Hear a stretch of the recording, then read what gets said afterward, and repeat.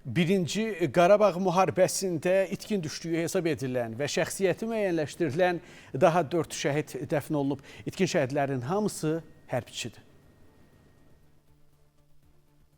Rafael Abbasov 1992-ci il mayın 8-də Şuşa şəhərində gedən döyüşlər zamanı itkin düşüb. 33 il sonra şəhidin nəşinin qalıqları müəyyən edilib və bugün keçirilən vida mərasimindən sonra Dədə Qorqud qəbristanlığında şəhidlər xiyabanında torpağa tapşırılıb. Əfqanistandan gələn döyüşmüş oradan gəldi və könüllü olaraq da cəbhəyə getdi, vuruşmağa getdi. Allah da məni sevdiyinə görə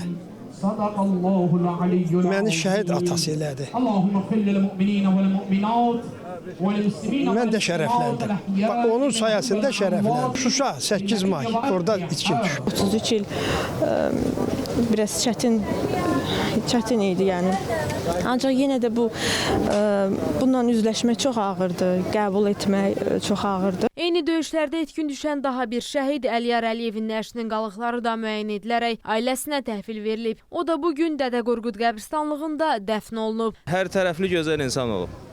Könüllü olaraq döyüşə yollanıb, itkin düşüb. 1992-ci il mayın 8-də Şuşa döyüşlərində itkin düşən Azər Bayramovun da qalıqları müəyyən edilib. Birinci Qarabağ müharibəsinin şəhidi İlham Mehdiyev isə 1992-ci il fevralın 26-sında Xocalı şəhərində itkin düşüb. Getdi Xocalı müdafiəsinə. Orada da son döyüşləri elə bir səngərdə qalıb düşmənlə atışırdılar ki, düşmənin hücumunu ləng etsinlər, əhali mümkün qədər uzaqlaşa bilsin həmin yerdən. Elə hamısının nəşini də elə həmin bir yerdə tapdılar.